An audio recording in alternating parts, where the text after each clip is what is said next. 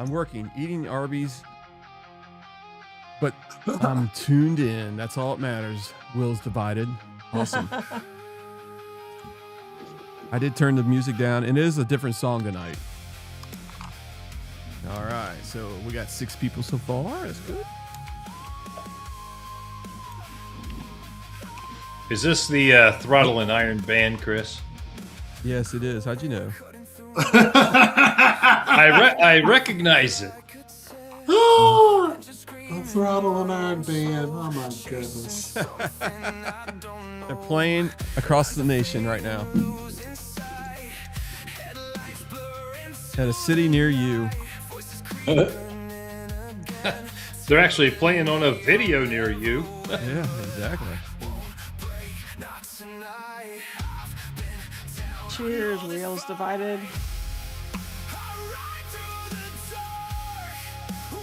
Has anybody seen the Chattanooga video? Jeff, I know you saw it. Yep. I think it's a pretty good video, man. I know I've got a lot of good feedback from it. Just said he could get you a band. Hey, we're having a huge event in October, and it's going to be at Chattanooga. And we're going to call it, what do you think we're going to call it? I think we're going to call it the Jack Daniels. Jack Daniels what? I don't know. You guys ask me.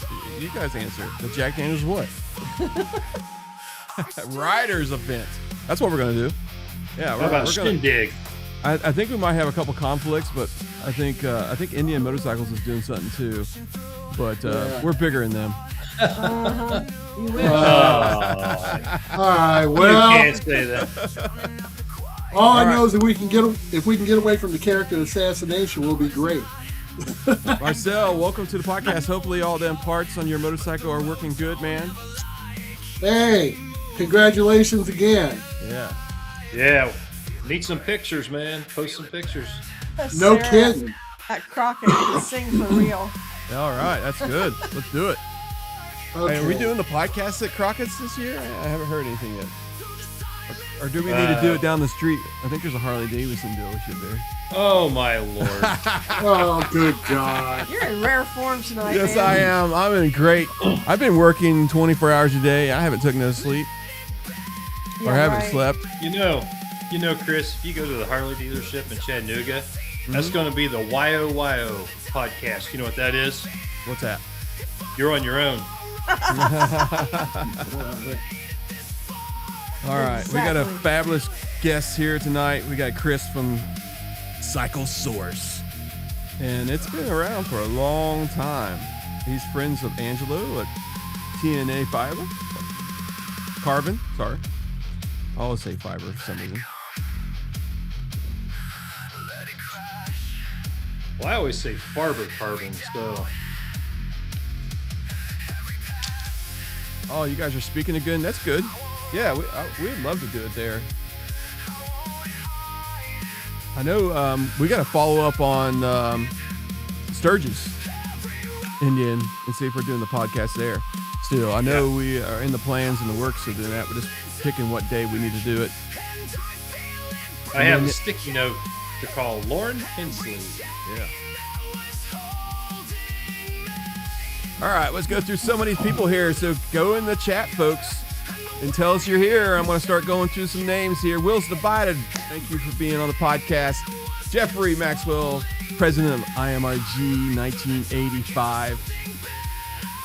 Yes, that's where the actual Jack Daniels Riders event is going to be held, and they're the ones who are going to be hosting it. Last year it was a fantastic ride, so if you haven't got your tickets, I know for a fact, and nobody's told me other than somebody from no sources in this chat. That's all I can say. Half of them are gone. Anyway, so you got to get your tickets. All right, so here we go. We got Marcel. Welcome to the podcast. We got the Cycle Source. I can't even talk tonight. The Cycle Source. Let me go a little slower because I'm going too fast. Max, welcome to the podcast. I know he's right here sitting next to me, literally. William Blaze, welcome to the podcast. And we also got 126 Roadmaster. Welcome to the podcast. Jason, hey, hopefully your gear has been delivered and that kind of stuff. Anyway, Connie, Your Yes. screen should be popping up here in a second. So get ready to do our members. We did lose 2 members. I'm kind of disappointed in that. 5, 4. But if you are wanting to become a member, please look at YouTube and hit the join button. And we really appreciate. We are working on a ton of stuff. If you've seen some of the stuff I've posted on Facebook, we are working on our own app. And this ain't no app that just says the basic stuff, man. This is like working 24 hours a day kind of app. And it's really progressing pretty good. We're in beta right now, working on adding some features, and eventually we'll we'll actually be on Android and Apple. We'll just have to ask for permission to put our app on there. So, and then it takes a couple weeks to do that because they go through it with a fine tooth comb to find anything. Rochelle, I can't wait to go to Pikes Peak. Hey, your dad asked for a hat. I sent him a message. I don't know if he's replied, but I think he meant that he wanted a rounded bill hat. Let me know. All right, Connie, you ready for that? And I'll get back with some of these people. I am always ready. All right, go ahead. Our members are Scott Spurlock, Brian Armstrong, Tony G, Bagger Legion, 2 Rolling Stones, Terry Canette, Rumble and Growl, Doug Hampton, HD Ronnie G, Mike Sampaio, Josh Hafer, Kevin Tatum, Tony Peoria, Indians Out Wandering Around, and William Blaze. He's part of IMRG, I believe, 1925. Awesome. All right, Flower Girl's in here in the house. Welcome to the podcast. We got, let's see who else we got here. I think I caught up with everybody, I think. So Jeffrey Maxwell. Or Jeffrey KC Maxwell said, Joe Riders on the house too. Yep. And So- Drop Bear Moto. Drop Bear Welcome to the Moto, podcast. yep. First person I've ever seen. That's the first time I've seen him. No, he's been here before. Oh yeah. Okay. Yeah. Cool. Yeah, he has. All right, so here's some of our friends, as you guys can see right here. We got Riding Fish, Gator Mike, Indian rider groups there, and TNA, Legends Never Die. Make sure you're on that tour. Dean Speed, we got BC Customs, Brave Wolf, C Marty, No Love, you know, the M&A fighter. Pikes Peak is one of our good friends, and we had Ride Culture there. Lawless Garage, Davis Audio, BFP Garage, Ladies First Indian Motorcycle Group, Our Indian Adventures. He's got his own YouTube channel. So does C Marty. So does Riding Fish. So check them guys out. Finesse the Challenger is one of our friends. He's also got a YouTube channel. So check him out. Forever Rad and Moto Primo, which they just had a huge event up there at the Donnie Smith show. All right, let's go to the next one so we can see everybody's faces. What have you been waiting for? Let's do it. All right. Welcome to the podcast, Chris. What's up, everybody? Yeah, it's been a great day. I know I think I reached out to you. You're good friends with Angelo, and he said, "Hey, man, I got a great guest for you." I said, "Who's this?" Chris from Cycle Source. And I said, "Okay." So he got us connected. I sent you a couple texts. Next thing you know, you're on the podcast. So welcome to the podcast. Welcome to the Throttle and Iron. Well, that's awesome, man. I'm really glad to be here. That was, spending time with Angelo and Daytona, and all the guys from India. And that was a super good time. Hanging out at Toast with the grill going the whole time, cooking everybody hamburgers, but really getting to sit down with Angelo and Ola and spend time with those guys. That made my Daytona. I bet. Yeah. I bet. Hopefully we'll be planning on going there next year. I think it's going to be, we don't know what Indian's doing yet, and see if we get a special invite to do something with them, but we never know. But right now our plan is probably to do that if we don't go anywhere else. At least I am. I don't know if Les is going to have enough. I know he's trying to save some vacation time, and then Max, he's free. He can do whatever he wants. So we'll see if he wants to come, if he's got some money. And by then, you never know. I might have to pay for his trip to go down there. Hey, I'm waiting for those dealer sponsored trips that influencers get to go on. But there you go. Chris Cycle Source, you and I go back a ways. I mean, we share a lot of the same names and the same experiences in common. Print magazines back in the days when print was the source of information. No YouTube, or YouTube was minor back then. Everything was print. I remember reading your magazine, Easy Rider, Biker, those kind of things to get my information so I could go and interview people. And they always said that I was very informed about what was going on, and said, yeah, because I read in this magazine this month and this magazine this month that I knew which questions to ask. So that generation, your magazine had a big influence in my even being involved in this. Okay. These two guys are too young to know, but me, I'm right there with you. Hey, Well, you know, I'm old enough. Sorry, I'm old enough, Max. I've read magazines, so. You know, there's an important thing to realize there too. There's a mechanism that existed in the heyday of the magazines that we've just started to become aware. Like, as good as social media is for its connectivity, for its social aspects, the ability to contain history and hold long form content as a storage, you know, like to contain that history, it falls short in that, you know. And that, for motorcycles, magazines was always that place. Those were our record hall, you know. So it's kind of trying to be discovered what will be the place where this generation's hall of records will be kept. Like, where will that be, you know?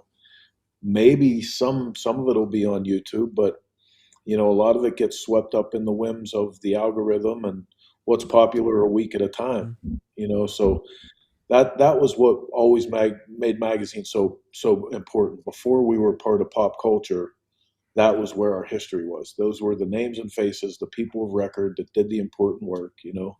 Mm-hmm. Sure. Well, you know, I was actually taking a look on your website. Now, it looks like you have quite the library going back to, is it 2009, 2008, somewhere in there? Yeah, actually, Cycle Source Magazine, we had a website before we had our first issue out, and our first issue was March of 1997. Wow. Yep. But you still have copies available, though. Oh, yeah. On the website. Yep. Yeah, so all the way back to like 08 or 09. So if you missed a Yeah. copy, folks, get on the website and order it. Yeah, we'll look at your website. Yeah, go ahead. Believe it or not, we still sell a bunch of those back issues. We'll get a guy that comes on that's, you know, a new fan of the magazine. He'll order 5 years worth of magazines, and we box them all up and send them out. Wow. Yeah. Wow. That's freaking cool. I'll tell you what, I just started writing like 5 years ago, so I really don't know much about your magazine. You know, I never really read motorcycle magazines before like 5 years before that. And I'm looking at your website, and there's so much information I couldn't explain it all. It's just crazy.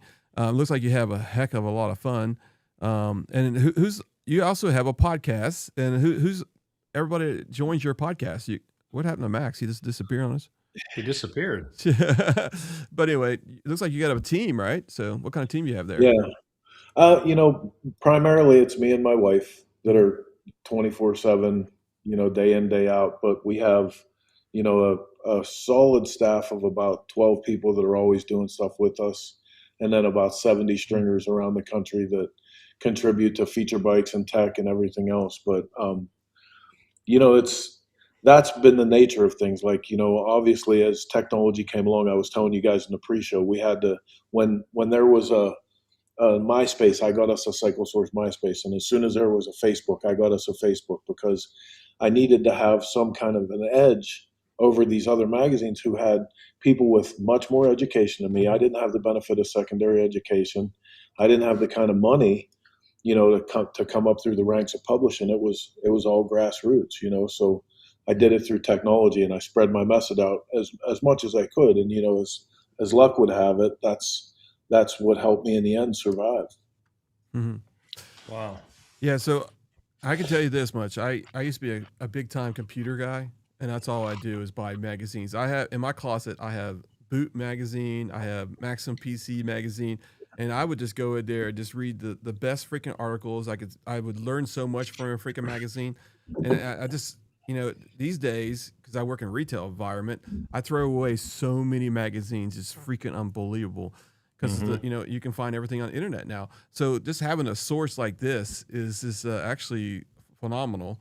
And I'm going to be looking at your website more often. We'll be showing it here in a few clips sometime inside this podcast because I can bring the screen in. But I just want to thank you for doing all that kind of stuff because this looks like a lot of hard work. And you said you got a lot of people across the nation that kind of give you some stories too. So yeah, I've been really lucky for that. I mean, but the important thing is like Cycle Source. I'll always still do Cycle Source. Like until it's me and 3 other guys that are reading it, I'll still publish it for that fact because there's people that we only reach with a printed magazine. Believe it or not, they don't have email, they don't know about social media. It's just how they get their information still. So what we learned to do over the years was not fall in love with the vehicle. We fell in love with the story. So however I had to get the story, if it was the blog, somebody's a subscriber to our blog, that's how they get it. If it's the digital magazine, that's how they get it. We have a streaming channel that's on Roku and Fire Stick. We do most of the stuff we do in the magazine, we do in video content on that channel. So however we had to get them the story was the important part. Mm-hmm. Yeah, you gave me some good ideas tonight. I mean, being on Roku and also, what is it, Fire Stick, you said? What is it? We do Roku, Fire Stick, Apple TV, Android TV, iOS, Android. Now, I know Netflix is starting to do podcasts and stuff like that, too. You just got to be really big. You might be there already, so I know you got a lot of fans. Yeah.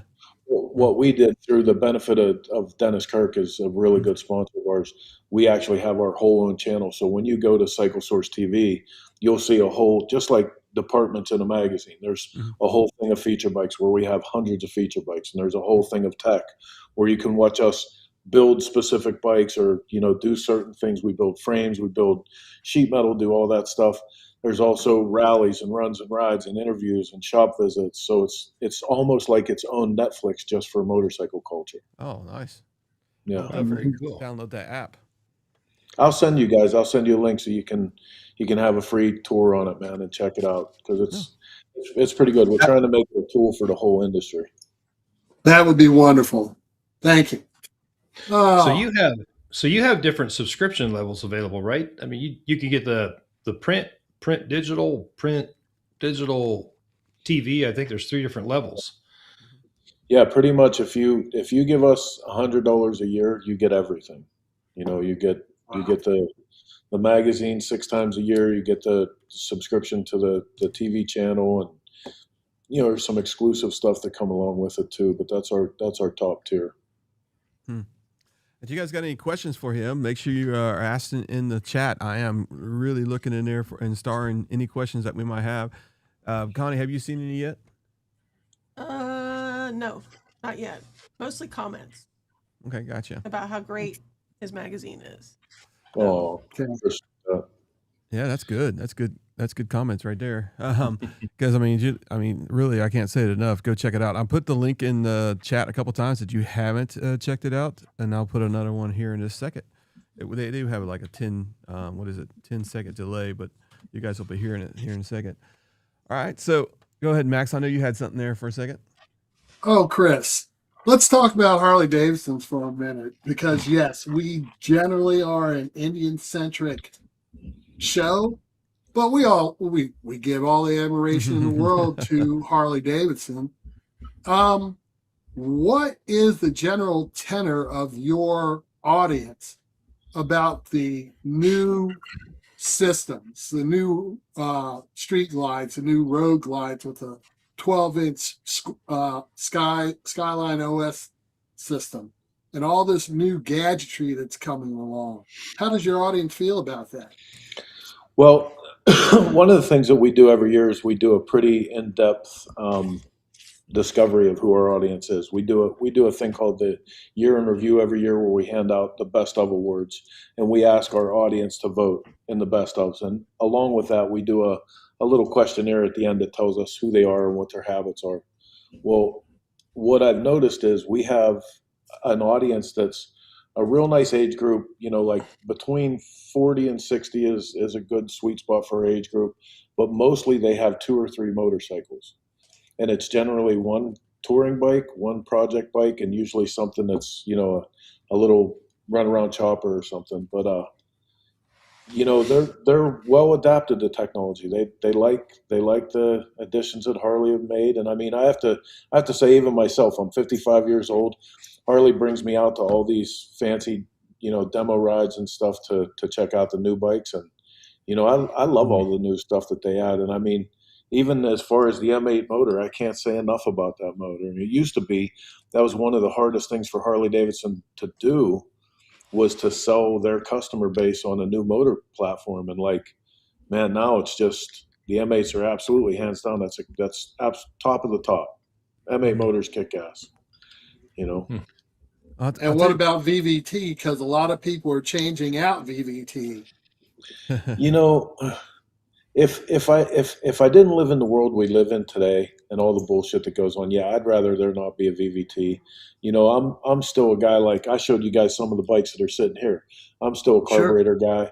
I still like adjusting my push rods, and you know what I mean? But really, in a modern motorcycle, if I'm going to have a modern motorcycle to haul ass across the country, I'm going to buy a new bike from somebody like Harley or Indian, and I'm not going to touch it. You know what I mean? Well, somebody said Pro Monkey. That's my boy. I'll tell you the truth. I've never seen the competition better this year. I think with the new CEOs, the King of the Baggers coming out, and it's getting more popular and popular the last 5 years. I just think Indian's really the underdog here because they're the smallest company, and I think Harley Davidson's got the biggest to lose here. But I'll tell you, I just love the competition. I mean, it's just freaking awesome. I mean, it makes me every day.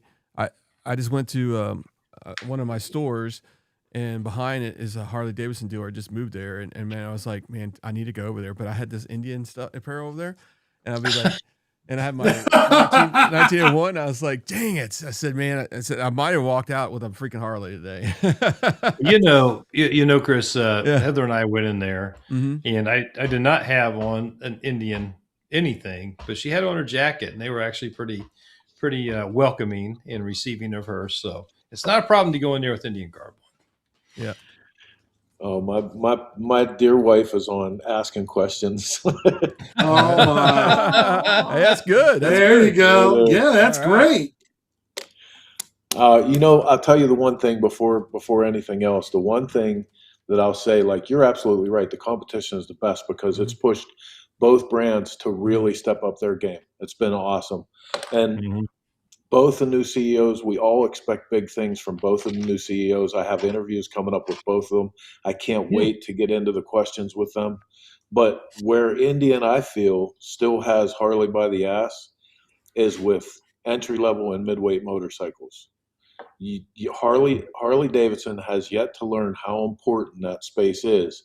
And Indian, I feel like, dollar for dollar, what you get, the smaller motorcycles in the Indian families, much more motorcycle for the money, much more enticing to a newer rider, a younger rider. So I think if Indian stays on that trajectory, and Harley doesn't start to learn how important that space is, that's where Indian's going to have the gains. Sure. Yeah, that's awesome. But Mrs. Cycle Source has asked a question. It says, you've watched the chopper culture go from underground to Instagram. What's gotten better and what's been completely watered down? From my perspective, if I think about the chopper culture, it's always been around, at least to some level, right? Super popular in the 70s, shrunk back, not quite as popular. Early 2000s really exploded, maybe kind of shrunk back a little bit. The big dogs of the world have kind of went by the wayside. But, what's your perspective on that? What's gotten better about the chopper culture is, like, if you consider when I was a young man doing my first chopper, we did it with a Sawzall, a rosebud torch, and a digging bar. And we heated the neck up after we cut enough of it. We heated up till it was cherry red, and we took the digging bar and we bent it into submission, and then we welded it back together and hoped that hell was straight. Now, but technology is the thing that's gotten better. Now we have guys that are not only doing, CNC machining on all these parts, they're doing 3D print models and verifying their parts before they even get it to the motorcycle. I mean, the technology has been such a blessing. Probably what's gotten worse is, I think because some of that has come so easy, we've lost the fundamental value in two guys in a garage talking about the best motorcycle that there ever will be. You know? Yeah. Yeah. Well, I mean, there's still the old school guys out there. Sugar Bear's still out there, and so is Denver's Choppers. So, Oh yeah, back in the days, yeah, and and you got to give those guys credit, man, because they love it. Like you said, there's been ups and downs of Choppers. Sugar Bear never went anywhere. Mondo from Denver's never went anywhere. A lot of these companies, Paco, they never went anywhere. They rode that stuff out, and that was their personal investments that kept them in it. Yeah. Sure. Hell, I can remember back in the 70s putting pipes on the forks of my Huffy bicycle, making a chopper because I wanted some so bad, when I was a kid. So, yeah, I've seen it come and go. Did Chris, you? Yeah, in you your weld them? time, No, I didn't have a welder. I'm sorry. That's all right, In your Max. Go ahead. time, no, I'm sorry. In your time, you've seen it all. You've seen the bobber phase. You've seen the chopper phase. You've seen the big wheel phase. I mean, you still see pockets of this stuff from time to time, like Daytona and Sturgis. You'll see big wheel baggers all the time. Don't know how they go anywhere, but you see big wheel baggers all the time. You see bobbers. Hell, there's factory bobbers now. Hell, the Scout bobber is one perfect example. Yeah. So, those kind of things, everything goes in a wave. It comes and it goes. It doesn't really ever fade away, but it always comes back.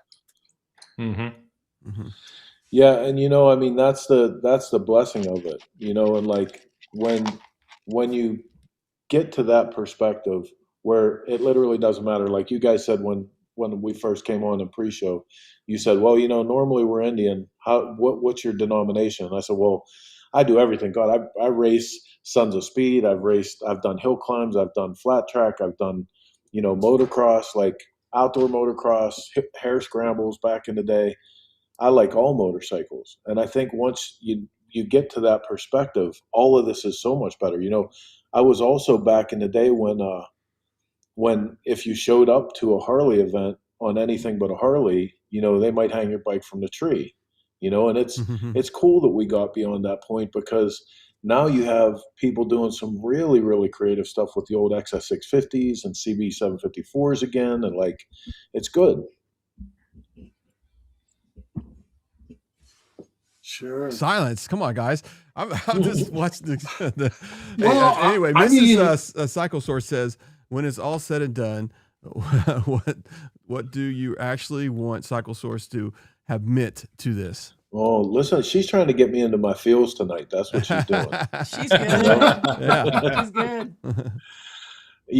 Honestly, man, I'm so happy that I got to do something in motorcycles and be part of it. My name got into the history books.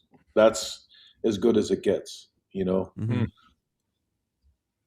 Well, the other thing is choppers. So do you think they're on their way back or what?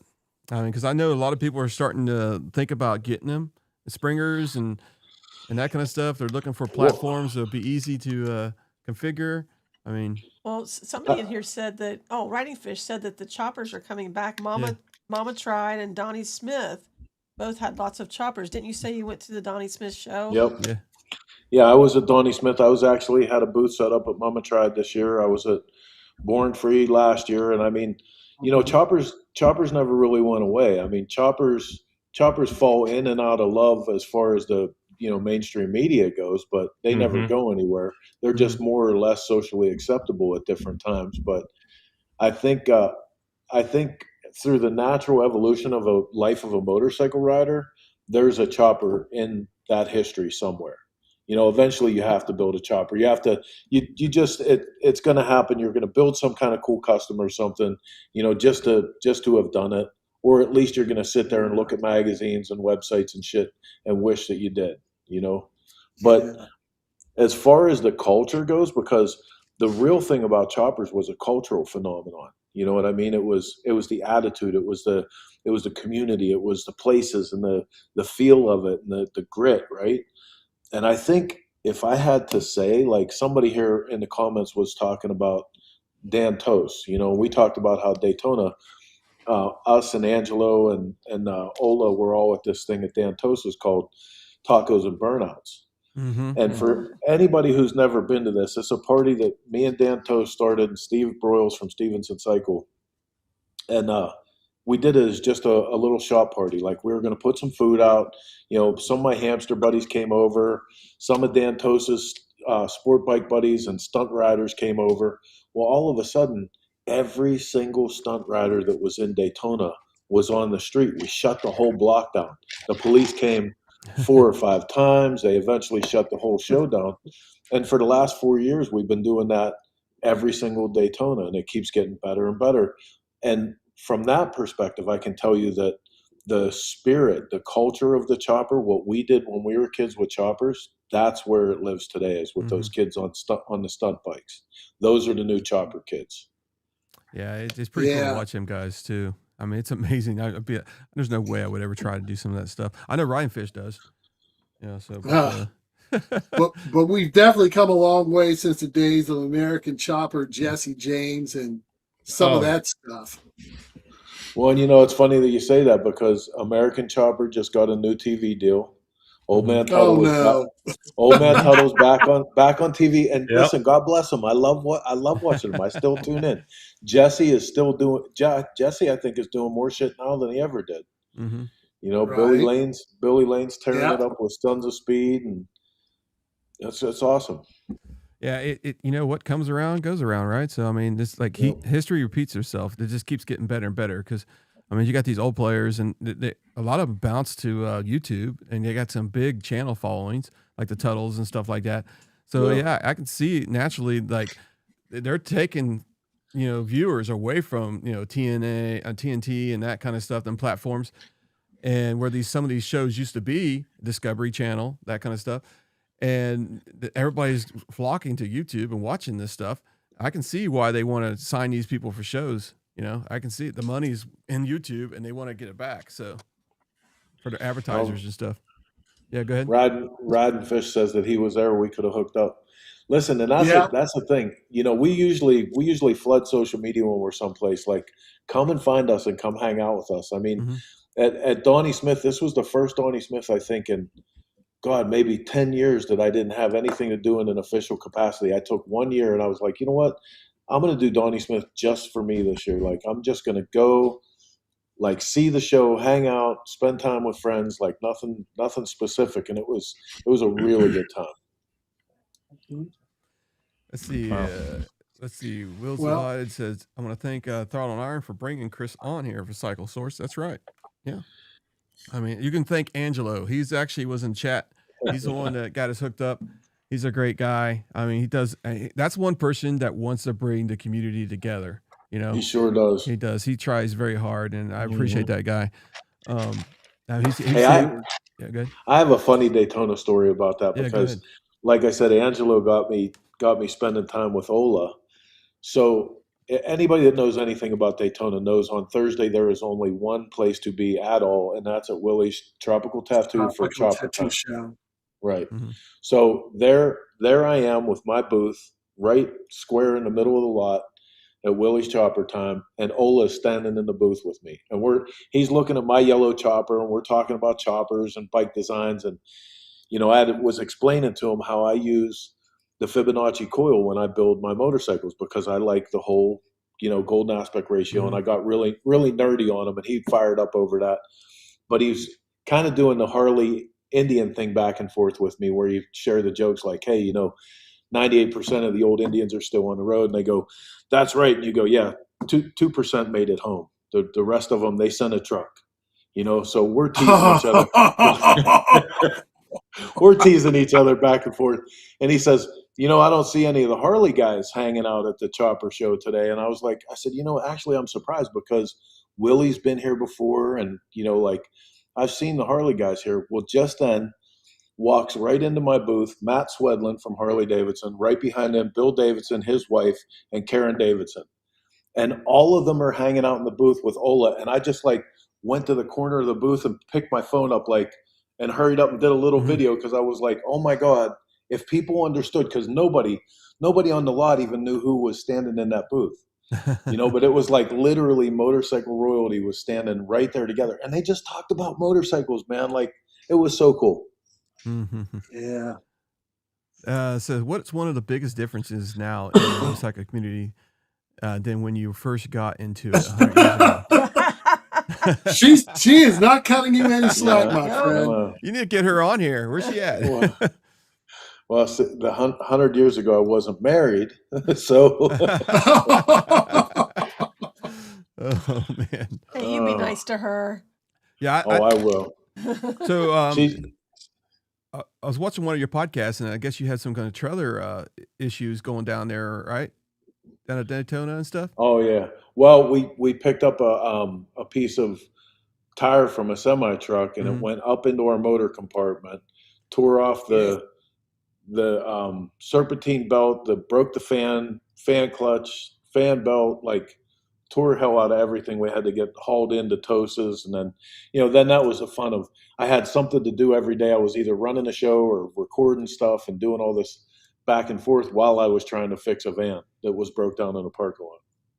Yeah, that's crazy. But I mean, that's being a magazine publisher. Yep, freaking crazy.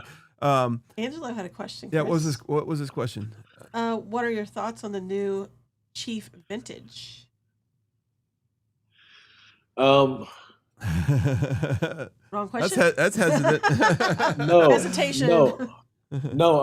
I'm trying to compartmentalize this away from what I said originally, because originally I said the space that Indian is the best at is lightweight to midweight motorcycles and the entry level capacity, the dollar for dollar. But really, when you look at that cheap vintage, like it's completely cool. First of all, like, just like I feel like how Triumph has done with going into their heritage, a lot of the stuff that Royal Enfield has done with the GTs, and in that regard. But that bike too, when you look at that motorcycle and you see how much motorcycle you get for the price tag that's on it, and I guess that's because I'm mostly exposed to Harley Davidson's price point for the motorcycles. So when I see that pound for pound comparison, I'm surprised how cheap that the Scout Vintage was, or the Chief Vintage. You know what I mean? Yeah. Rachel's got here. What motorcycle do you ride right now? So mostly a 1949 Panhead, because I have 3 different iterations of that. I have an old school chopper. I have a little bit more modern chopper, and I was telling you guys I built one for the S&S Vintage Tour last year. That was my opportunity to tell the story about the post-war cut-down motorcycles, and where basically where custom motorcycles really started to happen in the United States. Gotcha. Nick. Yeah, Nick's on here. He's saying hi to you. We also got Patrick Connell here now. Patrick's on here. Awesome. And let's see, Tim. Let's see what he's got here. What's up, old man? I don't know what I guess he's talking about old man Patrick. Did he make the 200,000 miles? I mean, Jesus. That's what I want to know. He was damn close. Yeah. Riding Fishing's video had him at 190,000. Yeah. So Yeah, that guy is crazy. I don't think I could ride that in a lifetime, to tell you the truth. I know Les can come close in about 2 years, but I don't know. I think his wife has. I'm trying. Yeah, his wife is killing him right now, because she rides rain or snow on that little Spider or Riker or whatever you call it. Spider. Yes. that's a She'll kill spider. Yeah. Yes, she will. So what do you think? So, yeah, go ahead. No, Chris, go right ahead, sir. So what do you think about the bike community in the future? I think it's in an upswing right now. How do you feel about it? No, I definitely do, man. There's so much to talk about, because culturally, again, we talked about the millennial culture, and like how the differences, and the actual tactile experiences, and they had gone away from it. Well, all the stuff that's changing with that, kids are using vinyl record players again, and they want textbooks, and they're reading magazines, and they want to do things. They want to go on an adventure, go camping, go do stuff. That's the opportunity for motorcycles to come in. So I think that not only is there the beginning of a growth period, I think there's real opportunity. There's real opportunity to connect with them on that level, you know. I think so too, and I think there was a couple reports out that said last year there was more new registered motorcycle riders than the last 10, 15 years. So I think it's up on the upstream. So I think it's good. Good for the maybe this podcast is actually doing something, folks. What do you think? Just kidding. But you know, get back. I'm gonna circle back on the Donnie Smith show. It's one of the oldest, right? That's my understanding. 35 years, 30, Yeah, 35, years. 37. And I know that Mike Kennedy was there, and he was showing off a bunch of stuff. I know Moto Primo was there, and Riding Fish, Ride Culture. I mean, they were showing off a bunch of stuff. Actually, Ride Culture had a pretty good edited video that I thought was pretty cool. I like that kind of technology kind of stuff. What did you see there? Any trends? Anything coming up? Anything new? You know, the one thing I told you guys, we were talking about this in pre-show too. The big thing is this was the second year in a row that SNS brought out their new tour for the year. So last year they did the vintage tour. It was, you know, 6 of us that built vintage motorcycles. So based on their pan head, their shovel head, and their knuckle. This year they upped the ante to, I think it was it still 6 motorcycles? But it was 6 motorcycles. They're doing a thing called the Independence Tour for the 250th anniversary. It was Billy Lane, Bill Dodge, Jeff Zielinski, Corey Ness, Jason Mook. Who am I forgetting? I'm going to leave one person out. But the thing about that is SNS has made a commitment again to getting 6 custom builders involved, having something built with their platform, and then they take them all over the country. They put them on the truck, they take them out for everybody to check out, and it's it's bringing the excitement of custom motorcycles back along with it. So that was a really big part of Donnie Smith this year. Yeah. So we were planning on going there, and I'll be honest with you, the tickets were just like up in the 600, 700 round trip. And they were layovers going to like Nashville, going to Baltimore or something like that. So they were actually longer than almost as long as we would drive there.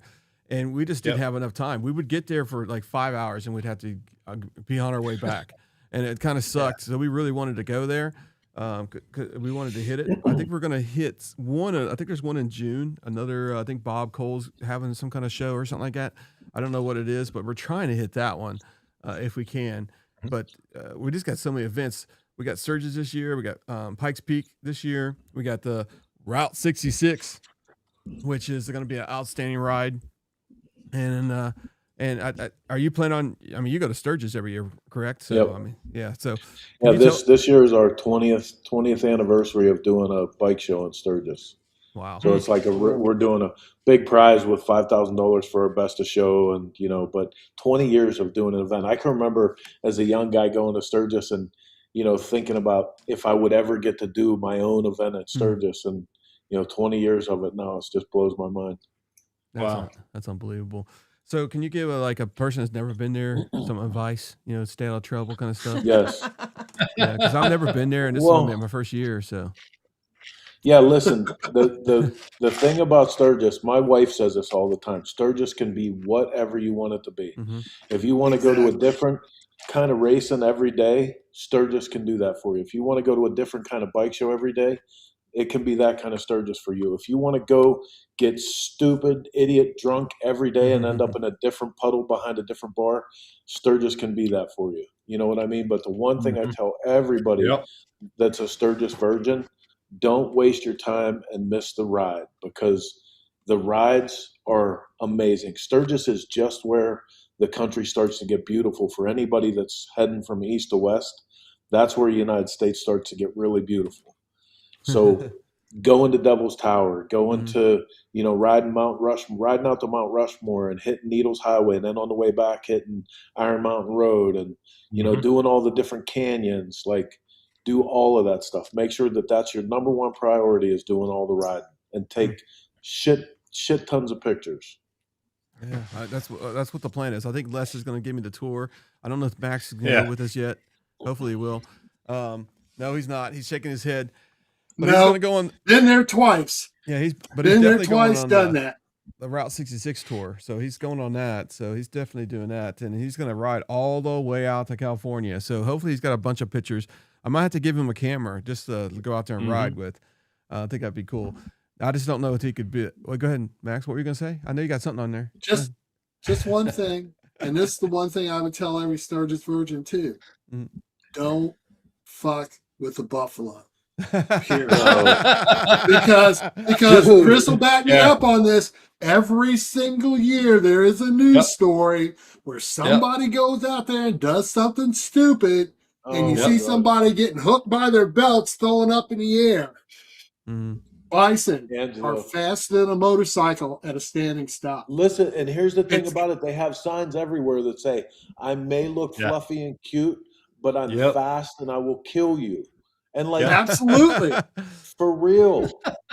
That's crazy. Don't try to pet the furry cows, man. Did you see that lady from a couple years ago? The buffalo her right up, took her pants right off of her, left her standing there bare ass. She was all over social media. But that's what's cool. You got to have them stupid people. That's entertainment. That's entertainment, man. I'm not going to watch anybody die. No, I don't want nobody to die, but I just think it's crazy that people, they know the signs there, they know it, but they just don't think anything is ever going to happen to them. It's just crazy. It's just nuts. So we were there. We were there. I'm just telling you, Chris. Don't. I'm not going to be petting them. I'm going to be riding. So we were there in 24. We were there in 24, and because of that whole de-pantsing incident and all of that stuff, they actually had park rangers posted where the buffalo herds were at, so they would stop you from getting off the edge of the road. They're like, no, you stay right here. No more de-pantsing incidents, but yeah. Yeah, that was like on our honeymoon. So for our honeymoon, me and Heather got married after Sturgis, right? And we went from Sturgis across the top of the country, rode the entire west coast, the whole coast, Pacific Coast Highway, went into Death Valley, but along this whole trip, we ended up in Yellowstone National Park. First thing we do when we pull in, we're going to our campsite to get a campsite, and Heather sees the park ranger and says, I want to see a bear. And the park ranger's like, no, you don't want to see a bear. She's like, no, really, I want to see a bear. And I'm like, listen to what he's telling you. You do not want to see a bear. That's crazy. That's exactly right. Yeah. I saw one on Tell the Dragon. Yeah, I saw one on Tell the Dragon and avoided that thing. I've been to Tennessee. I've never seen a bear. Oh, I've seen him twice. I've been there like Tell the 20 Dragon times. right in the middle of the road, dude. Oh yeah. Yeah, I've been to Tennessee too, and I don't want to see a bear. He was looking at me like I was a pork chop. So we hit the gas and went on past. He was in the middle of the road. No joke. Yeah, it's just crazy. That's one thing. We are going to Tennessee this year. I'm not just going to. We're going to go there twice, right, Les? But I think so. Yeah. Yeah, we're gonna be riding a couple of days on the Route 66, and then we're gonna turn left, and then we're gonna do a U-turn, come back, and because we just don't have that many days but we're gonna ride some rides on roads down there in Tennessee. I love Tennessee roads. It's one of my favorite places to ride, especially the Devil's Triangle. I love that place. That was one of the best rides I ever had. And Les, I mean, he dropped his bike. He was so excited about it. I got that on camera. I was watching it the other day. I was laughing my ass off, and I said, "Man, if I ever put this up, Les is going to kill me." I did not drop it. The kickstand folded up. What's your kickstand? What's your favorite Tennessee road? I think Devil's Triangle. To tell you the truth. Yeah, Devil's Triangle ranks right up there. There's a Wyatt Road. It's somewhere between Cherokee and the Tell the Dragon. I'd have to find it again, but Wyatt Road was a really good road. I probably would have liked the Cherahalla Skyway, but it was pouring down rain, man. I mean, I couldn't hardly see in front of me, and I was going like 50 miles per hour, and the rain was just going nuts. And I finally pulled over, and they were like, Heather, his wife, was just madder than hell at me because I just kept on going in the rain. And she That's- was Why getting the- soaking wet. Why the heck? Yeah, why the heck didn't you pull over 10 miles ago? You could That's- have wrung that's out my her favorite. clothes. It was bad. It was a Cheryl great Holland? time. Cheryl Yeah. Hall's your Yeah. favorite? Yeah, because like we always we used to have an event down in Tellico Plains, and we used to ride all that stuff. The Moonshiner and all all the roads. But when we finally got to Cherahola, it was wide open, man. Like those big sweepers and stuff, like hauling ass on those. Yep. That's where it's at for me. Jeffrey But Maxwell. the thing is, and Body Snatcher has Yeah. Weya, and they have North Carolina 1310. And William Blaze has 421 all day. I bet you there's some. so Chris, pretty nice you're figures. you're one of the great people that have ridden both ends of the country, and I tell these guys all the time, all those roads are great on the East Coast, but wait till you get out west. Yeah, I boy. think the west. Yeah, I think that $1 western. Million Highway. I think You know, that's the road. There's a lot of stuff. Like I'm down to one state. I have to ride in Hawaii, and I have all of my 50 states. Oh, nice. I bet you that'd be nice, actually. Yeah. Wow. Yeah. But like, I'll tell you, the one that surprised me the most is Idaho. Mm. I never. Idaho was my 49th state because I was just like, what am I missing in Idaho? Right. hmm I finally got there. Idaho has terrain of every type that's around the United States. They have desert, they have mountains, they have everything. There's hot springs there. There's lava fields. Like, it's crazy. Idaho is Wow. beautiful to ride through. You in one day of riding, you'll see every different type of terrain that you can imagine. It was one of the best trips I ever took, and like I said, I waited till the end because I was like, I always talk shit on it. We haven't decided yet to cancel the Beartooth part of it, but we're still leaning towards Beartooth. I think we're going to try our best, but we're going to stay Yeah. just in Sturgis for until Thursday, and then we're going to go to Pikes Peak. But actually Wednesday, I think. But Idaho is not too far from there. I think it's like another 700 miles. I think, right? Something like that. Man, I'll tell you what.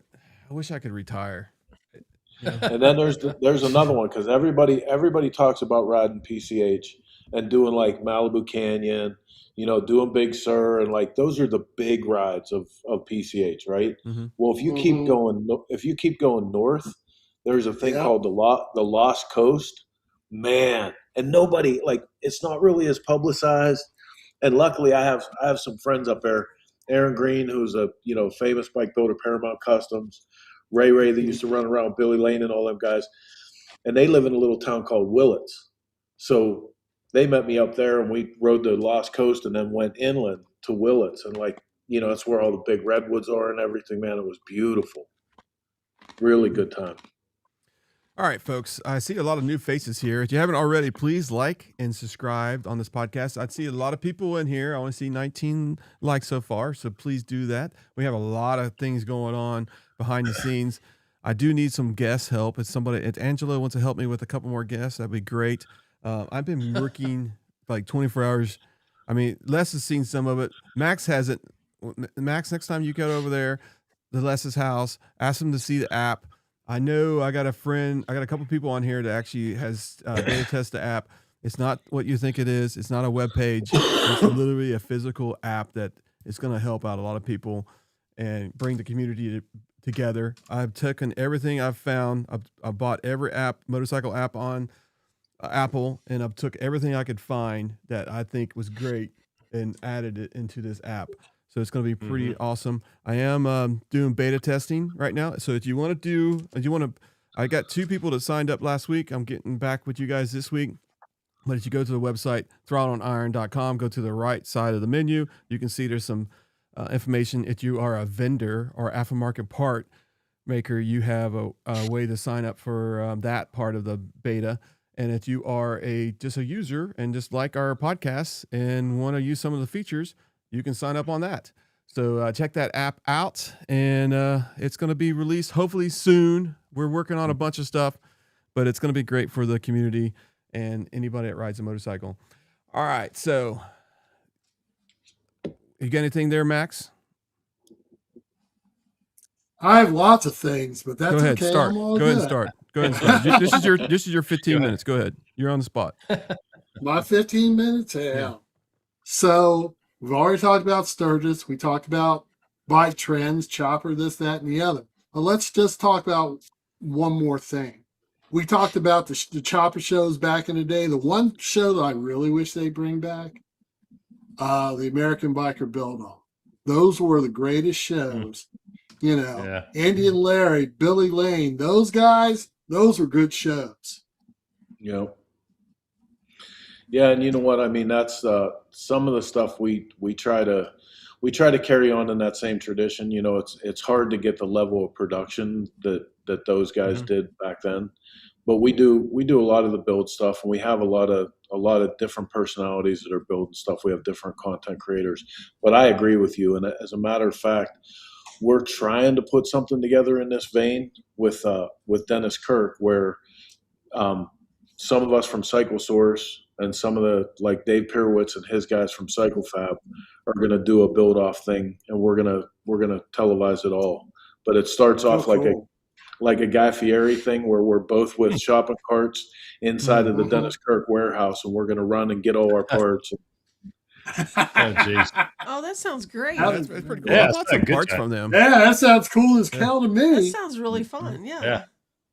You know, Dave's a good friend too. It'll be fun with him. Yeah, his biggest competition is what is Revzilla and stuff like that, right? They're not part of them, right? So No, yeah, no, that's what I'm saying, they're 'cause separate. I actually prefer going to Dennis Kirk all the time, because I know the other group. I mean, because it's Cycle Gear, it's Revzilla. I think it's JP. I mean, I like all of them actually, but I've always looked for the smaller guy. And I don't know if he's smaller or not. He might be bigger than all three of them. But I bought I think my window from that store. I mean, it's a great store, retailer. So Yeah, one of the best things about it is the people there are just, you know, they're real dyed in the wool people. You know, the CEO, like, they have a big thing called the Garage Builder, right?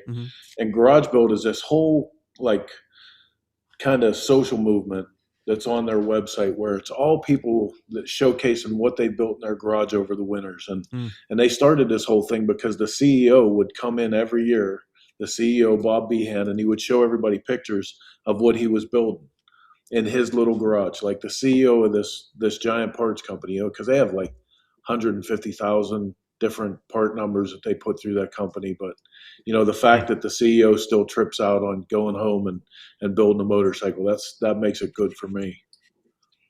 yep. Cool. All right. All right. Hey, wait a minute. Hey, Chris, you alluded to something earlier, and I just wanted to have you expound on it a little. Are you one of the legendary hamsters? I am a hamster. Why don't you tell the people who are new to motorcycling a little bit about the legendary hamsters?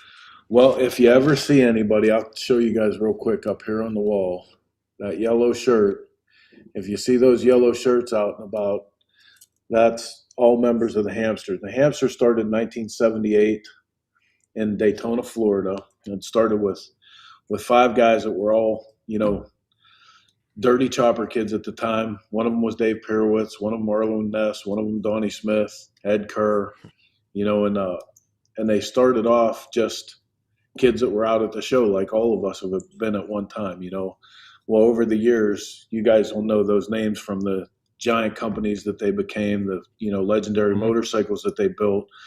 But behind them, they started this organization, and the organization's chief mission statement is literally to further the custom motorcycle culture. So anything that they can come out to support, to bring more attention to custom motorcycles, that they do. But secondarily, they have become a philanthropic mission, you know, and chiefly to the Life Steps Foundation in Spearfish, South Dakota. You know, we've raised millions and millions of dollars for children at the Lifescapes Hospital. We've raised millions of dollars for Meals on Wheels. You know, it's a very, very big fundraising effort.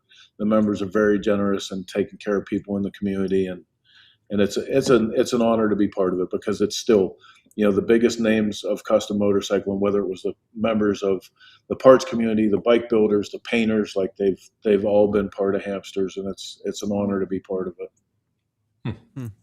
One of the things that out of Sturgis that I heard, it's a thing to go around and see who built what this year. You know, who outdid who, Well, if you get an opportunity at the Spearfish Holiday Inn, that is the best bike show that you'll see in Sturgis, because that's where all the Hamsters say. And all the bikes are parked out in front, right underneath the overhang, and you can see the best bikes in Sturgis every year right there. My wife, go to bed. So you've been inducted to the Motorcycle Hall of Fame, huh? In I have been. 2023. Awesome. I love that she's so proud of me, but I try to I try to talk about other people's stories more than my own. I feel like that's what got me to the Hall of Fame. I was lucky enough to tell everybody else's story my whole life. Nice. So what's the future of Cycle Source look like? What big plans do you have out in front of you? Things are going more and more digital, less and less print. What kind of big plans do you have, future state? Well, one of the things that we've done, and I'll share this with you guys, we moved away from just being a monthly magazine like you would expect. Cycle Source has moved more towards an enthusiast-based publication with way more focus on the motorcycles. That's awesome. So we've done a lot of changes in what you actually get in the magazine, because the magazine is a vehicle for a specific thing, and now there's evergreen content in it. It's never a bad time to pick up that magazine. You're not late. It's always a good time to look at the custom motorcycles that are in there. So I think what we learned is we have, instant access to people through our live show every Sunday with Shop Talk. We have, social media that we can put quick hits out anytime that we want. We have our channel that we can do long form content. So I think what we've learned is to just split things up and have the right vehicle for the right content. So I imagine we'll keep refining that. That's it. I mean, that's where we want to be one of these days, I think. I'm just kidding. We just want, we're working on a lot of things. We can only hope and pray to be that way. Oh my God. Wow. me too. I mean, so when's it released? Is it released monthly, or is it every other month? Yeah, it's bi-monthly. Okay, bi-monthly. So how long does it really, it takes a long time to do it, because I'm looking at that magazine and it looks freaking good. When you open the pages, it's just, how hard is it to do that? We used to do it monthly. That was right up until COVID. And then we bounced back and forth, after COVID, whether we did it. We went to bi-monthly through COVID. Then we went back to monthly, went back to bi-monthly once we started the channel, so I think we've settled into bi-monthly works, because that gives us enough time to really curate what's in the magazine now, because now we're doing, if you get a bike featured in our magazine, you get 9 pages, so it's a lot of pictures, a lot of great layout. We want to expound on that too, even, we'd like that to be up at like 14 pages, so it takes a little bit of time, but the trick is we just never stop working on it. We're working on it all the time. There's always new information coming in, and it goes through the filter. Some of it lands on social media, some of it lands on the channel, some of it lands on the blog, some of it hits all of it, Do you see blog I guess you can say the podcast views going up? It seems like blogs right now, podcasts are just going smoking high, just a lot of people are watching it. A lot of people are entertained by it. They like the stories. They like the history that people bring to it. What do you see on your end? No, I absolutely see that. We started, so we're up to like 350 episodes, and we started it back when Facebook first did the side-by-side interview that you could bring another person on with you for a live. That's when we started. That's when we started Shop Talk, and over that time, especially through COVID, everyone figured out how the benefits of the live broadcast. As a matter of fact, we did a thing then during COVID, the shutdown, we did a thing called the Cyber Rally, and it was 12 or 13 hours of a straight through broadcast where we literally did everything that you would have at a motorcycle rally. We did 110 bike show. We did stunt bike riders. We did bartenders. We did a burnout competition, like everything all through a live broadcast, and it came in from all over the country. So like that's where motorcycles really got to understand what the live broadcast was all about, you know. But I think through the technology now, the way that, you know, like just like you guys, we bring our comments in and we let people be part of the show. I think that's a big part of it. Like, you know, the motorcycle community is much less about, you know, observing and being a you know, a participant over just being an observer. And I think these shows give them the opportunity to do that. Yeah, I can't thank our subscribers enough, and all the people that's helped us, like Angelo and, you know, Riding Fish, Dean Speed. I mean, Mike from Ride Culture. I mean, I could name everybody. Finesse. I could name everybody, and I know I'm leaving a lot of people out. They all matter to me. I just want to make sure they know that. But we wouldn't be able to be here, what we're doing right now, if it wasn't for them, you know? And that's the reason why I kind of share them. I mean, none of these guys down here on this thing pay us any money to advertise them on here. It just, they helped us last year, and that's the reason why they're there. They only get a 1 year lease on that, by the way. Just kidding. They're our Throttle and Iron family. Yeah, they're part of the family. And, well, listen, as soon as you guys are ready to publicly release that app, we'll have to bring you on Shop Talk too and talk about it there and, you know, get some crossover for you. But you mentioned Angelo. He said your next guest should be Dan Toast. I highly recommend that. Recommend that. Dan is one of the best people in this whole thing, but also, like, as far as producing power with Indian motorcycles, the pipes that guy is making are out of this world. Like, we tested some on the which Indian was it we did on the racetrack at Sons of Speed.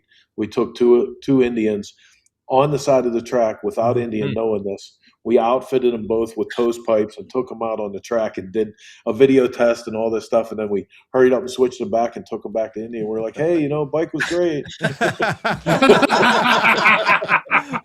Gee, that sounds familiar. Yeah.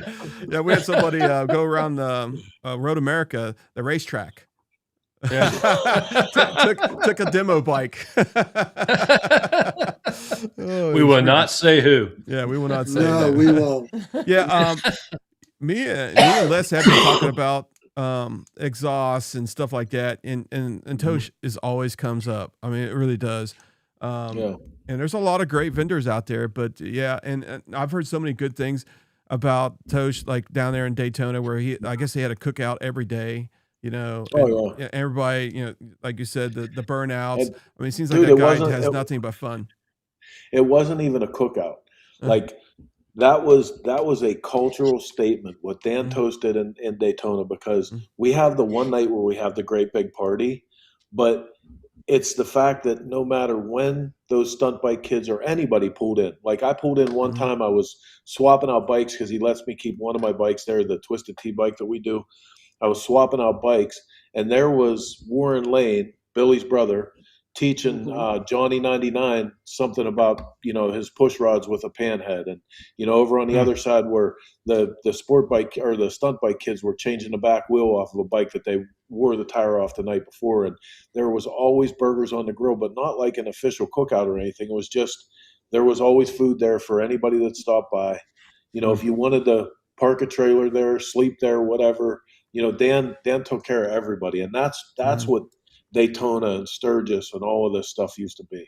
You know, that was the rolling community of, you know, how we were all this misfit family. Nice. Yeah, I've only heard good things about that guy. It's just crazy. I have a real challenge for Dan. What's that? Exhaust for a Spider RT. No. Let's see what he can do with that. Hey, listen, if he could, if anybody could, he would definitely be the one. I want to be honest with you. Whoever really gets on that market is going to have a field day, because the reason I say that, because the last couple of days I've been riding around, and every time I run into a freaking spider. I mean, it's just crazy, Yeah. and they're getting more and more popular. I mean, especially with Yeah. 3-wheelers, when people are getting older and stuff. Mhm. I mean, they care about exhaust too. So if somebody wants to jump on Yes, we do. And mine sounds like crap. while it's fresh, I mean, because they're just gonna get more there's- popular and popular. There's no But there's competition. always Akrapovic. I mean, that's the go-to pipe for that for a spider. Yeah, they are way expensive. I think Way I'm willing expensive. to. Yes, they're very competition. expensive. I'm willing to give. But Dan then a so's chance. totes. Well, yeah, but I mean, the competition makes better Okay, products. but- yeah, But so is D&D, so is Mhm. Thunderheader, so is Yeah. HPI. All of those pipes are either from 1,500 to 2,200. All of them.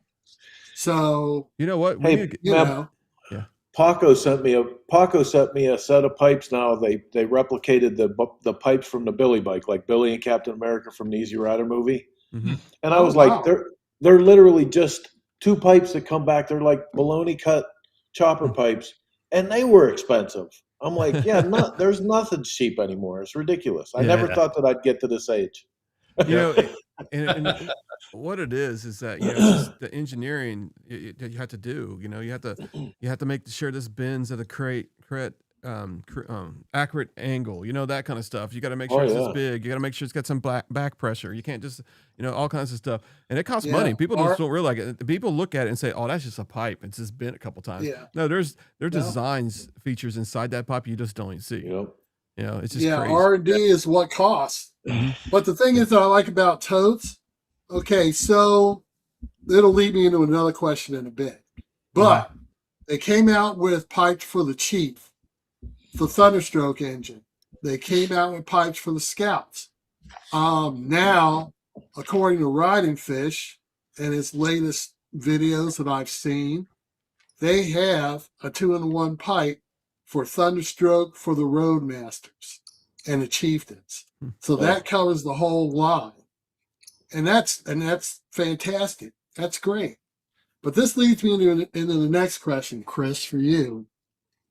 So we've talked about Indians entry level, the Scouts. Yes, they outsell the Nightster and all that comparable from HD. We know about the big bikes, the Road Glide versus the Pursuits and the Road Glide and the Street Glides versus the Chieftains and all that stuff. But let's talk about the middle of the class here for a minute. Sport Chief RT versus Lowrider ST. ooh, that's dirty Yeah, pool. see, I have my own personal opinion, but I'm also interested in what you think of that, my friend. It's hard for me to say because I haven't spent time on the Indian side of that issue, and I love the Lowrider ST. I love that bike. Like it's one of my favorite like modern motorcycles. It really is. I think Harley's done an amazing job with that, and I think honestly for an all-around motorcycle, like if you were a person that had to pick a motorcycle that you were going to do a little bit of distance riding, a little bit of A and B back to work, a little bit, run out to bike night with your buddies or to bar for a night, that would be your all-purpose motorcycle. Mhm. I think they've done a great job with that bike in that capacity. I am in total agreement with you Yeah. because I think Indian missed the boat with that one. It should have been a direct competitor to the Lowrider ST, and there's some things that they could have done better with it. That's just my opinion. Yeah, I think the Lowrider ST is one of my wife's favorite bike. It is. I like it actually for a really get up and go kind of motorcycle. It looks like it's fast. Looks like it's fun to ride.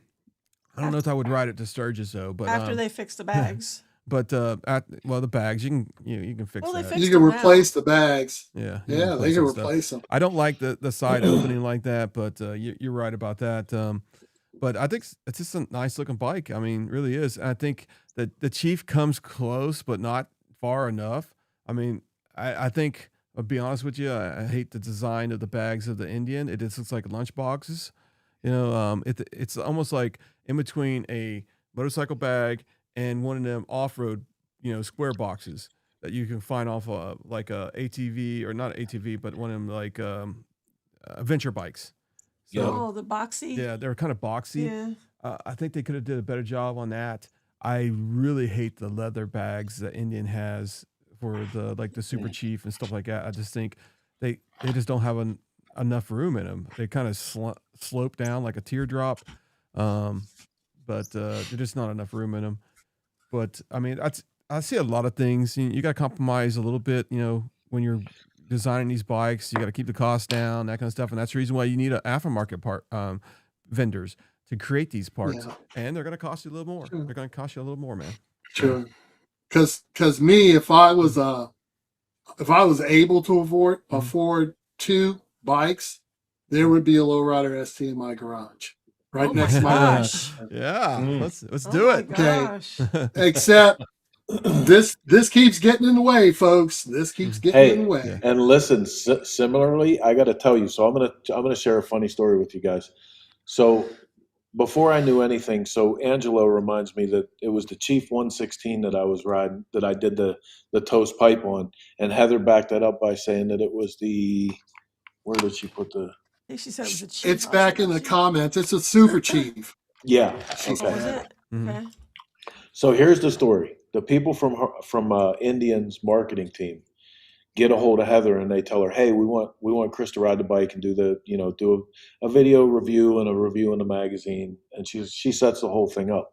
So one day, I get a ring at the doorbell, and I go to the door, and there's a truck in front of my house, and they're unloading this Indian, and the guy tells me to sign this paper, and he gets in the truck and takes off, and I'm standing there like, my wife is the best wife in the world. I'm like, oh my God, she bought me a motorcycle. So I go in and I'm like, do you want to tell me something about an Indian that just got delivered? And she goes, oh my God, I forgot to say. So she tells me a story that's there for a test, and I don't think anything about it. I don't look at it very close or anything. I roll it into the garage. We were in the middle of something. I did a bunch of stuff. The next day, it's nice out. I hurry up and throw a coat and a helmet on, and I'm like, I'm going to take this up the road and see what it does. I beat that motorcycle like a scalded dog. And and where I live in Western Pennsylvania, Southwestern PA, like there are great roads, great mountain roads. Well, I stopped at a little store, and I was like, Jesus God, is this thing fast? And I get off and I look at it, and that's where I see the 116, and I see that it's a Chief. I literally thought it was a Scout that they had given me because of the way they designed that thing. It's so tight and really put together well. And that motorcycle right there, I would absolutely own that motorcycle. I rode that motorcycle for the next several weeks, every opportunity that I got, and I would have that bike. I would have it for sure. Yeah, I had a Chief Bobber, man. It was I had a 116. It was a beautiful freaking bike. I loved the power on that sucker. My wife wanted to ride with me, so I had to upgrade to a Challenger. So, and then I was like, this ain't gonna work, because she kept on falling asleep. I had to get a what do you call it? The Pursuit. The Pursuit. Yeah. Because at least it held her a little bit, because I like to gun it a little bit sometimes, and she would fall asleep on the back of me, and she'd hit me in the back of the head with her helmet, and I'd be like, man, I'm going to knock her off this bike. And I said, I got to ride. Chris, that's the internal struggle that Indian owners have. Yeah. Thunderstroke riders versus the Power Plus riders. Yeah. I mean, the Power Plus engines are the way of the future. They are winning races. They are horsepower monsters. Where the Thunderstroke is what old guys like me, we like the torque. It's a torque monster. It's bulletproof. It's practically indestructible because it's been around for so long. Yeah. Like I said, I keep hearing, buy a Power Plus, Max, buy a Chieftain, Max, buy a Pursuit, Max. Max ain't buying that shit. Max is buying a Thunderstroke bike, and there you go. You don't like it? You want to buy me one? Buy me one. I'm not buying one. Hey, you know what? That's the same thing that we've gone through for years with Harley stuff. Like for me, being a builder and being a garage guy, there was never a better motor than the Evo. You know what I mean? Right. Because for dollar, you could do everything to it. They were bulletproof. You could abuse the shit out of them. For pennies, you could get so much power out of an Evo just by like the mildest pocket port and a little bit of exhaust and intake work, and you were there. You know what I mean? And the same thing, like each motor family that came after that, they got harder. It got harder for the average guy to do stuff.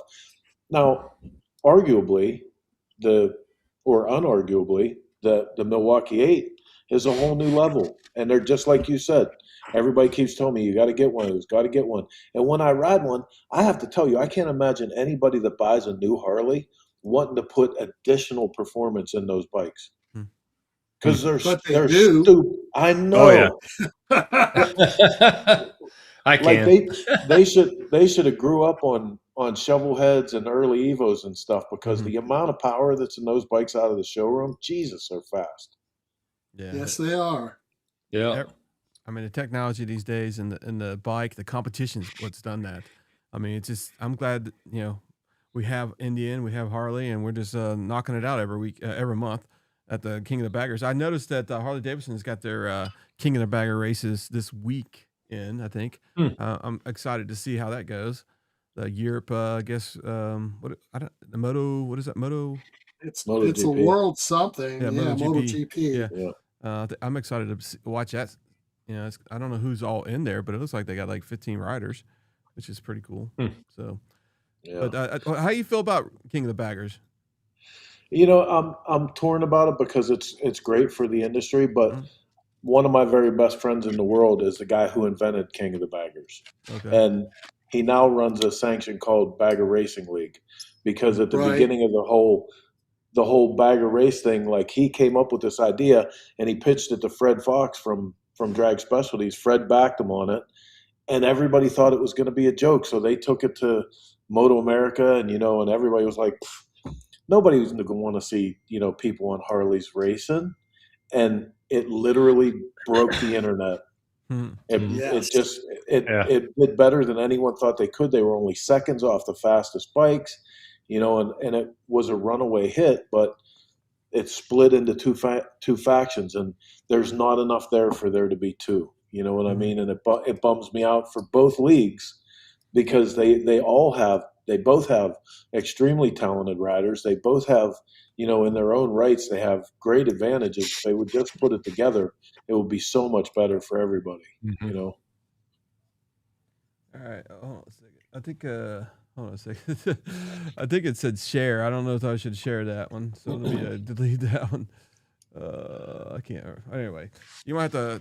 Angelo, I'm sorry about that. Angelo, you need to get on the podcast, but I thought it said share this in the podcast, so hopefully I did. We need to delete that, or whatever you need to do, that you can hear me. I thought it said share, and it said share Google. So that was my bad. All right. I was telling you guys earlier, one of the things that I think Indian does that gives them a great advantage over Harley. One of the things that I think Indian needs to pay more attention to is their own history, because again, unarguably, since Polaris was behind Indian, like, they've done amazing things. They really have. But one time I was in Sturgis, and I only know a lot of this because I was blessed to be friends with all the people from the American Motordrome. And if you guys know this history, when Indian first came back out underneath Polaris, they contracted the American Motordrome to take one of their, I believe it was a Scout, and they stripped it down. They painted it like one of the Motordrome bikes, and they actually wrote it on the wall. Well, there was so much significant history to that happening. I don't think anybody to this day realizes it, because it was the first time a modern motorcycle, I think, in the United States has ever rode on the wall. It was, in keeping with the Wall of Death's history, that the Indian Scout was always the featured stunt bike. You know what I mean? When they went up to do tricks, it was always an Indian Scout that they rode on. And here I was in Sturgis so many years later, and I think this was as early as, last year or the year before. And I walked up to the Indian booth and their great big display, and there sat that motorcycle, and there wasn't even a sign with it explaining what it was.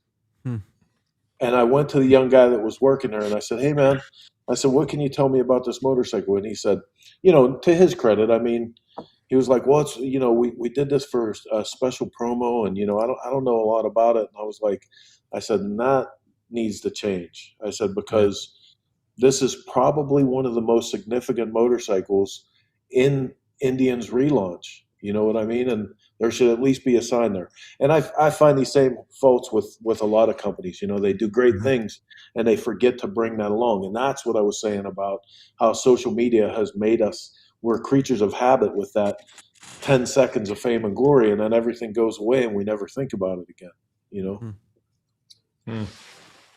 All right, let me. Wow.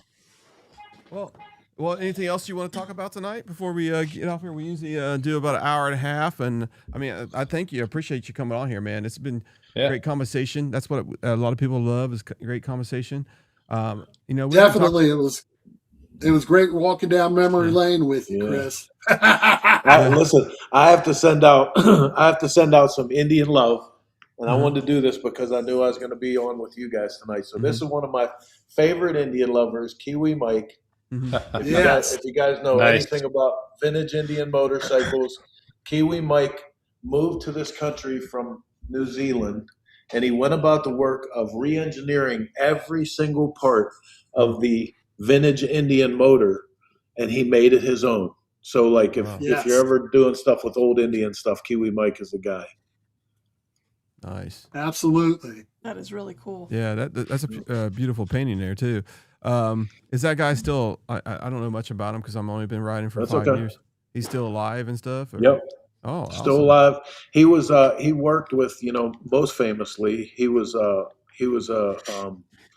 the set with the World's Fastest Indian. He knew Burt back in the day, and like he worked on that whole deal like as an advisor. And Mike is something else. He's got a place out in California. He does some Indian work for Leno's Garage, and built bikes for Billy Joel and a lot of famous people like that. But he's Indian diehard. Like I said, he has re-engineered every single part of the vintage Indian motorcycles and has his whole own bike from it.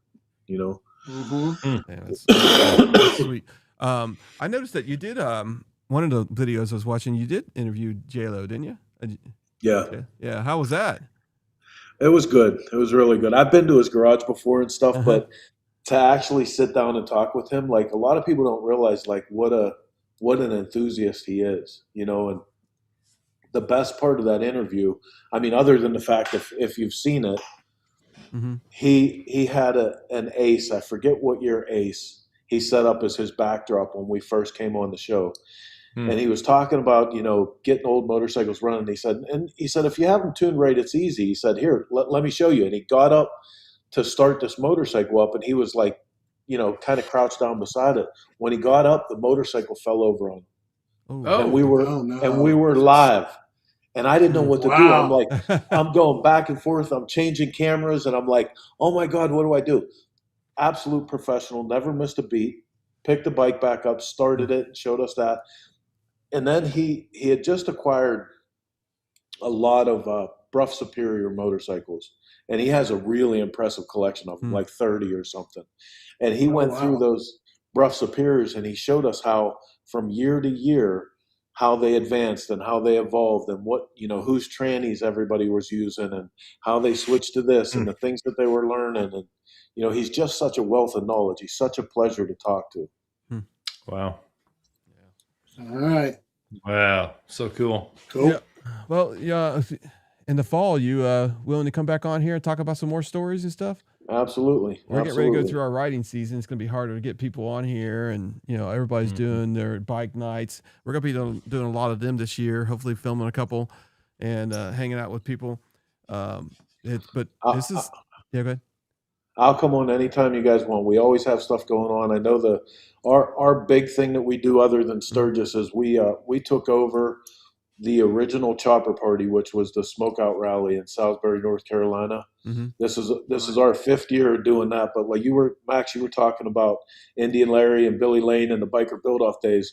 The SmokeOut was the very first biker build-off happened at the SmokeOut. It was Billy Lane and Roger Bourget, very first biker build-off. Awesome. So we still do that on the original property, and it's a big honor for us to do that. So love to have you guys come down there, but anytime I can be on the show, I'll be happy to come back. Well, I'm sure we'll run into you at Sturgis this year. Mm-hmm. Well, Definitely. anybody got any last minute questions here? I mean, come on, Angelo. And one thing, Angelo, I mean, I know you've been helping us get gas and everything else, and I know you've been on one of the shows with other people, but I think a lot of people would love to hear your story. I'll be honest with you. I mean, you have a lot of influence in this company. I mean, in this motorcycle world community, and we would love to have you on here as a single guest. That would be awesome too. Yeah, Angelo's got a lot of depth, man. He does. Yeah, it sounds like he loves helping people, and that's what I like about people when they have that kind of key skill set where they love to help people and try to make people, And riding fish, I guess I'll say something nice about you too. But jeez, I'm just kidding. When it's they want to know when the smokeout is. Yeah, when is the smokeout? It's first week of September. It's on our site if you go to SmokeOutRally.com. Mm-hmm. Yep. Also, if you're new here, please like and subscribe. I do have to say that, and make sure you share this podcast. Spread it around. We do this every Tuesday night, and we have special guests. And hopefully, we'll have Angelo on here. Maybe we'll have Toast on here, and maybe we're looking towards a couple people. I have, like I said, I apologize. I have been extremely busy working on some stuff. I haven't been able to push out the invites like I usually do. And but I'll start, working on that again. I gotta get my taxes done too. Mostly my fault. My Jeep. yeah. I gotta get my taxes done. Hey, Les, I think it might be you and me when the IRS come get Chris.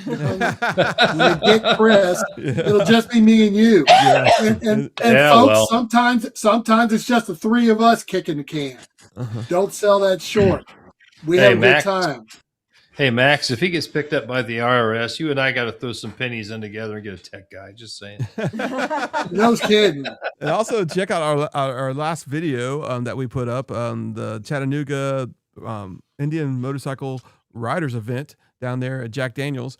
I thought that was a pretty good video. It's only like 7 minutes long, but it's pretty cool. Check it out. Hey, that's what we're all about. It's just riding, having fun. And just enjoying things. We got a lot of things going on Spotify also. I'm still working on Apple, but they have some tax crap that I have to go through. Apple's just like really stingy about taxes, information, and stuff like that. But we're working on a lot of things behind the scenes to make this show even bigger throughout the year. We're going to be going to a lot of events. Yeah, go ahead. He's never going to get any add-ons to his bike. You know where all his money's going, all of this. Yeah, that's true. Yeah, Come on, people, sign up and be members. Get Chris out of the doghouse. We're going to start a GoFundMe for him. Yeah, everybody always asks me, why aren't you getting exhaust? Why ain't you doing this? Why ain't you doing that? So, like, you know what?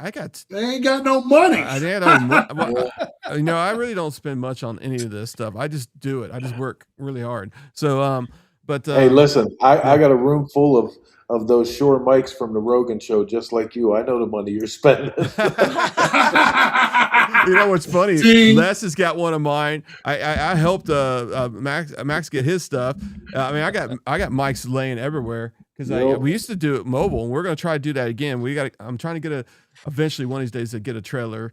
To go mobile when we go to like Sturgis and stuff like that. We'll have a mobile podcast, just like everybody else on YouTube. It's just a work in progress. We're working hard. These guys ain't, but I'm working hard. But before we go, Chris, go back and look at our early episodes because there's a name on there Donnie Lutz. Nice. He did a great interview with Donnie. You got to go back and catch that one, brother. That guy is. I still haven't opened that bottle of scotch you gave me. I still have it down in the bar. Matter of fact, I might just stop by his place in a couple of days, man. That guy's a great guy, man. He'll do anything for anyone. Donnie's the best. Super nice Donnie's guy. the best. Yeah. Yes. Mm-hmm. Yes. And I'll tell you what, for Shovelhead Builder, Jesus, he built me a motor for a bike that I built called Something Wicked, and I still ride the hell out of that bike. Awesome. Go back and check out our show with him, Chris. You'll get a big laugh out of it. Yeah, it was actually a good show too. Great guy. Yeah, Roadmaster said, "Thanks, Chris. Enjoyed listening. He met you in Sturgis a couple years ago. So the Roadmaster 126. All right, let's see if there's anybody else here. I watched it Sunday. Hopefully, it looks like a lot of people. Great value. All right, cool. Awesome. All right, guys, we're going to get off here. See you guys next Tuesday night. Hopefully, we'll have a guest. I'm working on some people, but we'll see how it goes. And yeah, here's our newest song. You'll be hearing it on Spotify soon. And yeah, let's rock and roll. Let's get out of here. Peace, people. Good night. Chris, the screen will Namaste. go black here in a minute, but stay on for a second. We just want to say thanks and all that kind of stuff. You know, and then Have a good night, everybody. Yep. Namaste. Good night. Yep. B. Marty must came in the house. He did. Oh man, you looked late to the show, man. What's wrong with you? Just kidding. It's all good. All right, everybody have a good night.